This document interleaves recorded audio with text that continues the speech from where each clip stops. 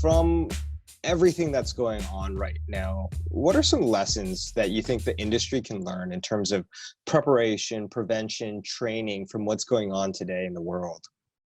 Well, I want to be a little careful here because it's real easy for me to sit back and armchair quarterback. And I know, a lot of folks are out there in the trenches. They're sitting here, thinking, I don't have time to do this. I don't have time to do that. I'm just trying to keep the plant running. I get that and I definitely see it. But, the lessons that I think I'm taking away, again, with that caveat in the front, is that planning is absolutely critical. And that starts with risk management at the very top of the organization, understanding the contingency plans, having communication strategies to get information out to the organization. We've seen a lot of miscommunication over the last 2 weeks, a lot of rumors, quite frankly. And, one of the things I say about rumors is nobody ever makes a positive one. So if there's a void in communication, then, there's a really good chance that it's going to go negative. Mhm. And so, I think proactively preparing, and I don't mean just preparing for a virus, I mean proactively preparing for an outage, proactively preparing for new equipment that's coming into the organization. Right now I'm just big, and I'll be talking a lot about this over the next few weeks, I think, but I'm just really, really big on people really beginning to focus on the basics. I mean, Yeah. I get that there's a lot of other new technology. There's a lot of new shiny stuff out there.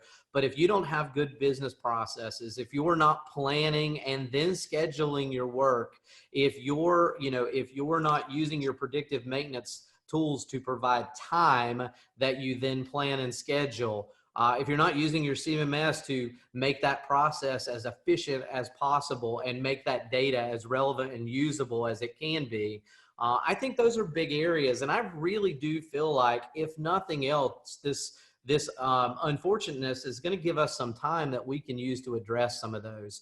But let me say this, and I spoke at the University of Tennessee's Reliability and Maintainability Conference last week, and in doing that, I think one of the biggest pieces of advice I can give is to sit down and create a plan. And we can do that on a Mhm. conference call. We can do that with a lot of the sharing tools that we have available anymore. But if you just look at all the things you need to do, I think you'll be overwhelmed. You really need to take the time, sit down, prioritize those plans, figure out what the risks are to your business, and then build a plan and strategy around that. I think it's the only way to reduce the ability or the normalcy that comes with getting in and just getting overwhelmed with what you're trying to do. Right. And, building that plan you can do from anywhere, regardless of whether that's in the living room of your house, which is where I am today, or, whether you're on the plant floor as well. Um, Absolutely, Ryan. Absolutely. I feel like, if I could lay a plan out there for organizations right now, I would suggest that the next week to 2 weeks are a planning phase. During that planning phase, we're looking at risk.